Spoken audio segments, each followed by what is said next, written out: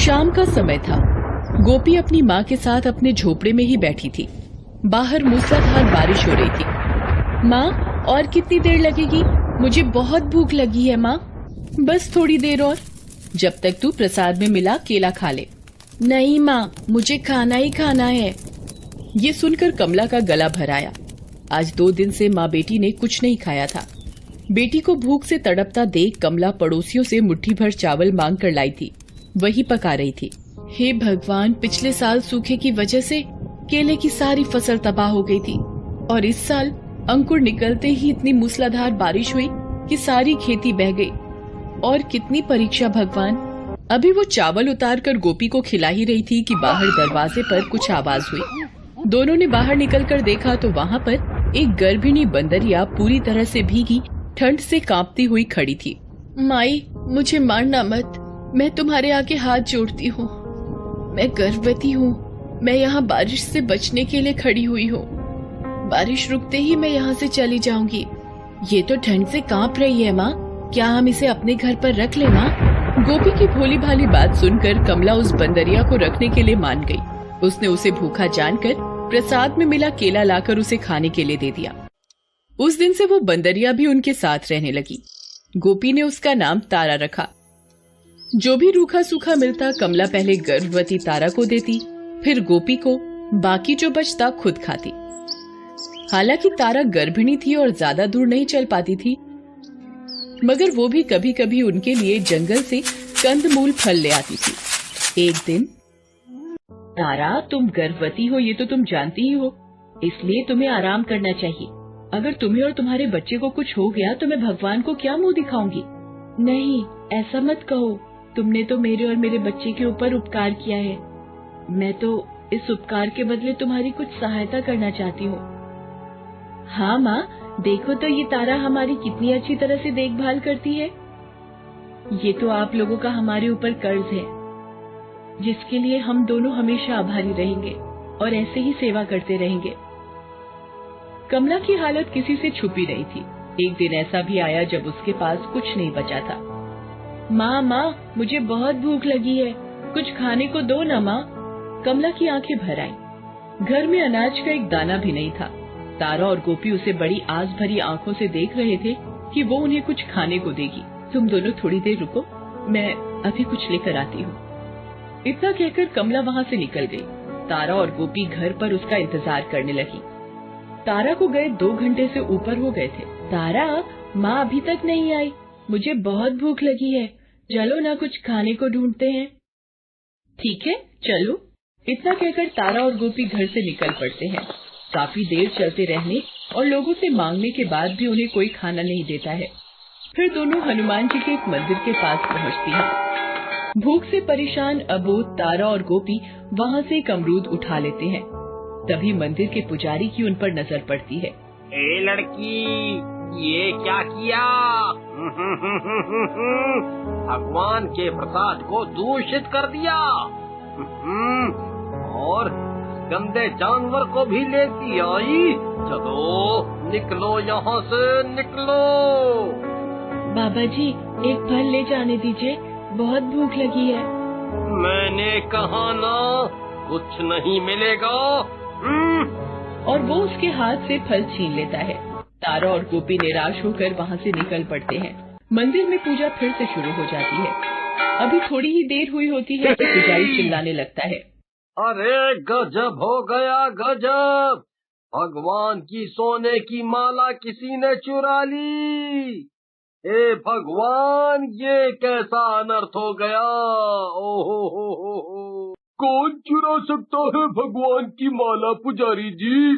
जरूर ये उसी लड़की और उसकी बंदरिया का काम होगा जो अभी थोड़ी देर पहले यहाँ आए थे। ओहो हो। तब तो वे ज्यादा दूर नहीं गए होंगे। चलो चलो, चलकर उन्हें पकड़ते हैं। इतना कहकर वे उन्हें ढूंढने के लिए निकल पड़ते हैं। तारा और गोपी वहीं थोड़ी दूर एक पेड़ के नीचे उदास बैठी थी। लोगों को देखकर दोनों चौंक जाते हैं। लगता है गोपी की पूजा समाप्त हो गई है और ये लोग हमें प्रसाद देने के लिए आ रहे हैं। दोनों खुशी खुशी खड़े हो जाते हैं, मगर उनकी ये खुशी बस थोड़ी देर की थी। भगवान की माला चुराती है, चोटी कहीं की। हमने नहीं चुराई है। झूठ भी बोलती है। ठहर, अभी बताता हूँ तुम लोगों को मैं। इतना कहकर पुजारी उन्हें मारने के लिए एक छड़ी उठाकर गोपी की ओर बढ़ता है। ये देखकर तारा बंदरिया पुजारी पर झपट पड़ती है। पुजारी अपनी छड़ी घुमाकर तारा को दे मारता है। चोट खाकर तारा जमीन पर गिर पड़ती है। हनुमान जी, कहाँ हो आप? अपने भक्तों की लाज बचाने जल्दी आइए। भीड़ जमा देख वहाँ कमला भी आ जाती है। वो अपनी गोपी पर छड़ी बरसते देख उसे बचाने दौड़ पड़ती है। तभी छड़ी चलाते हुए पुजारी का हाथ किसी ने पकड़ लिया और उसे उठाकर वहीं पटक दिया। लोगों ने देखा तो उनकी आंखें फटी की फटी रह गईं। उसके सामने स्वयं हनुमान जी खड़े थे। दुष्ट पापी, माला तूने चुराई और कष्ट मेरे भक्तों को देता है। क्या समझा कि मैं बस पत्थर की मूर्ति भर हूँ? क्या कहना है तुम्हारा इस पर?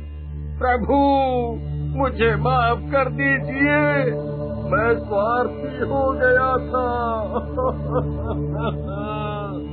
मैं आपकी माया समझ नहीं पाया प्रभु, मैं समझ नहीं पाया। मेरे नाम पर लोगों से पैसे ऐंठ, उससे शराब और मांस का सेवन कर उस पैसे का दुरुपयोग करते हो, उसके बारे में मुझे क्या पता नहीं है? अधर्मी। गांव के लोग भी ये बातें सुनकर हैरान हो जाते हैं। इतना बड़ा पाप, इसे तो भगवान की सेवा करने का कोई अधिकार ही नहीं है। उन्हें बातें करते देख हनुमान जी उनसे कहते हैं, और तुम सब इस पाखंडी की बातों में आकर इन गरीबों को मारने आए थे। धिक्कार है तुम पर। यह पापी इन पर प्रहार कर रहा था और तुम लोग खड़े खड़े देख रहे थे। क्या हुआ जो इस बच्ची ने प्रसाद को छू लिया? अरे, मंदिरों में पत्थर की मूर्ति पर फल फूल अर्पण करने से अच्छा है कि उन्हें किसी गरीब को दे दिया जाए।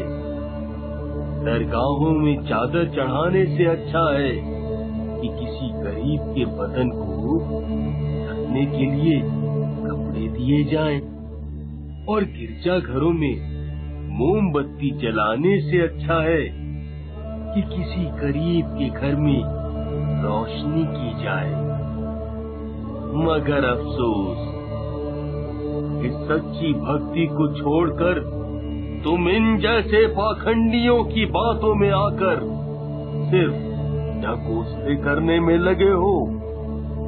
सच्ची भक्ति सीखनी है तो मेरी इस भक्त कमला से सीखो। खुद के पास कुछ ना होते हुए भी इसने एक लाचार गर्भिणी बंदरिया को अपने यहाँ आश्रय और सहारा दिया। इतना कहकर हनुमान जी अपने आशीर्वाद से गोपी और तारा की सारी पीड़ा गायब कर देते हैं और वे भले चंगे हो जाते हैं।